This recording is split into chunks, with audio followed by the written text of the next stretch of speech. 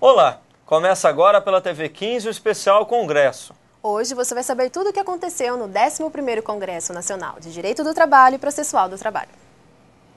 A Justiça do Trabalho enriqueceu a história do direito brasileiro no último mês. É que o TRT da 15ª Região acaba de realizar mais um Congresso Nacional de Direito do Trabalho. Referências do mundo jurídico aprimoraram o conhecimento de mais de 1.000 participantes. Esse ano, o Congresso teve um sabor especial. Além da comemoração dos 25 anos do Tribunal da 15ª Região, a Justiça do Trabalho completa 70 anos de existência. Nossa equipe fez a cobertura do evento. Acompanhe agora. O Congresso Nacional de Direito do Trabalho e Processual do Trabalho chega à 11ª edição com a participação de mais de 1.100 profissionais da área jurídica. Com a realização do TRT da 15ª Região e patrocínio do Banco do Brasil, Caixa Econômica Federal, Petrobras e General Motors do Brasil, o evento ocorre nos dias 30 de junho e 1º de julho no Royal Palm Plaza Resort em Campinas.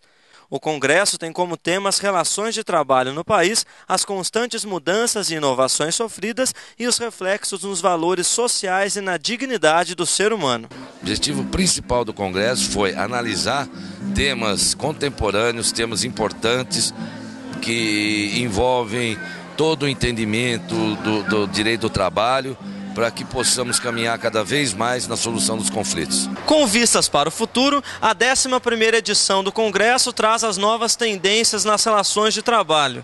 A implantação da tecnologia permite unificar o sistema de execução de processos no Brasil e traz vantagens para o ambiente do trabalho e também para a economia.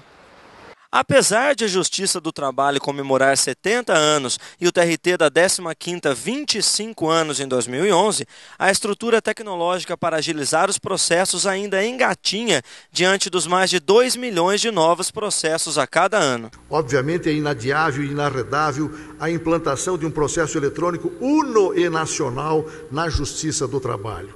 Esse é o sonho que todos acalentamos e pelo qual lutamos hoje diuturnamente na gestão do Tribunal Superior do Trabalho e da Justiça do Trabalho.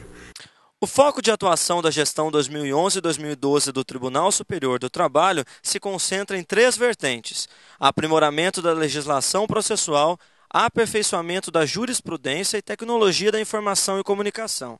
A proposta busca uma revolução silenciosa na justiça e traz inúmeras vantagens para o processo judicial. Primeiro, ganho excepcional em celeridade processual. Segundo, ganho em redução de gastos públicos, com prédios, com arquivos, armários e transporte. Terceiro, ganho do advogado e das partes pela possibilidade de compulsar os autos digitais sem o comparecimento físico ao balcão da secretaria. Quarto, acessibilidade à Justiça do Trabalho praticamente 24 horas. Quinto, ganho na preservação da saúde dos operadores do direito, especialmente servidores e magistrados, que ficarão imunes aos contágios biológicos decorrentes do contato com autos físicos. E sexto, e não menos importante, ganho em sustentabilidade ambiental, pela substancial redução do consumo de papel e de água. Além da proposta de unificação tecnológica dos processos, os palestrantes abordam outros temas em painéis, conferências e debates.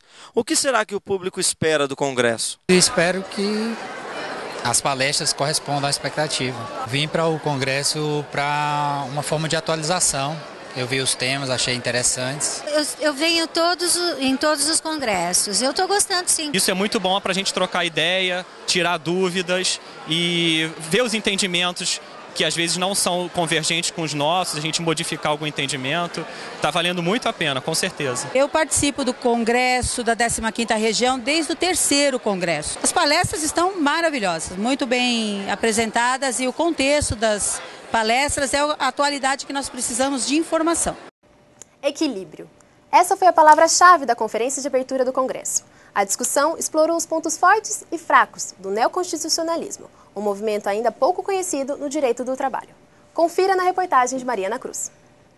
A conferência de abertura do 11º Congresso Nacional de Direito do Trabalho e Processual do Trabalho conta com a presença do professor de Direito da Universidade Federal do Rio Grande do Sul, Humberto Bergman Ávila, que aborda uma novidade no direito do trabalho, o neoconstitucionalismo. Ávila questiona como trazer para o presente a interpretação da legislação trabalhista criada 70 anos atrás, quando o Brasil vivia outra realidade. Tanto aplicar uma legislação que foi concebida para um homem, para outro homem, para uma época diferente, para o contexto distinto.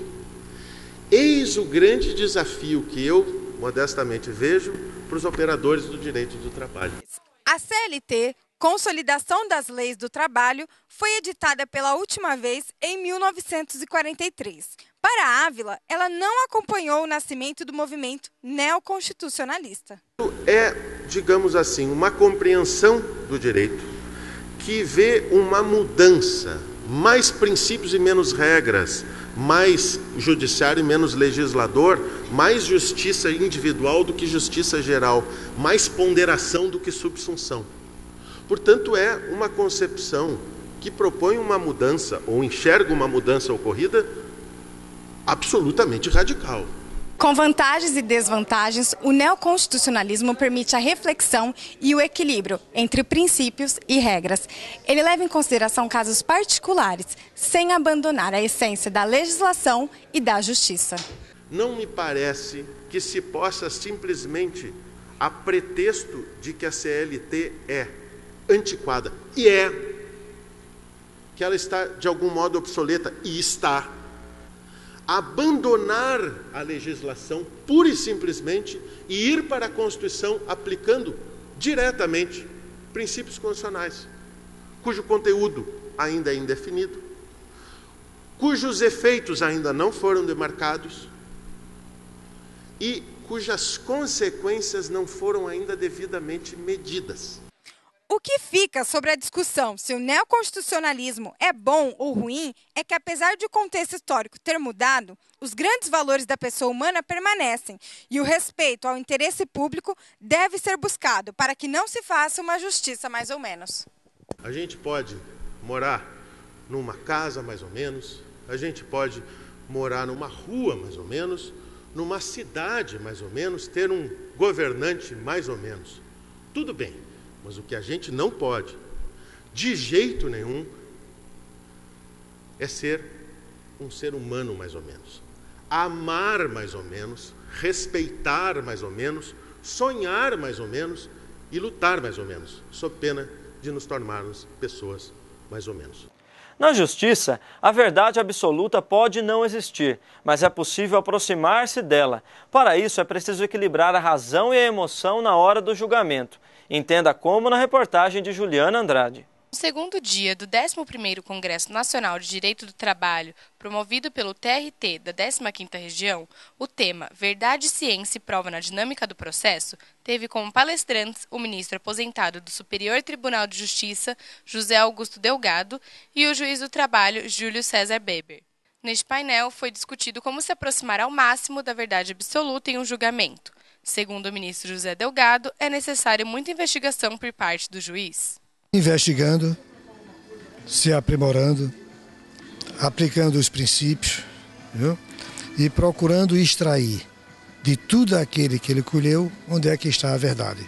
Não é um procedimento fácil, mas também não é impossível isso ser determinado. Razão ou emoção?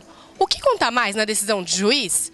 Este foi o foco principal no 5º painel aqui no Congresso. Aquela emoção vinculada a outros sentimentos que não sejam sentimentos de justiça, essa prejudica o direito.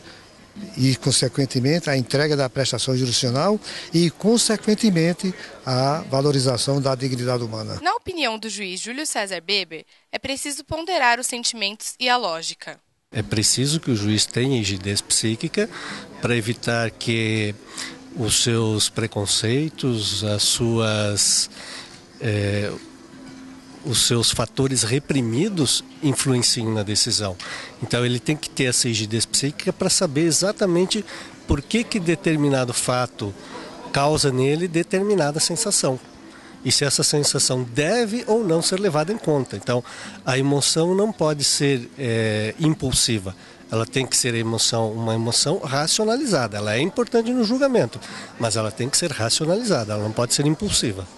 O especial congresso continua no próximo bloco. Saiba mais sobre saúde do trabalhador e legislação trabalhista.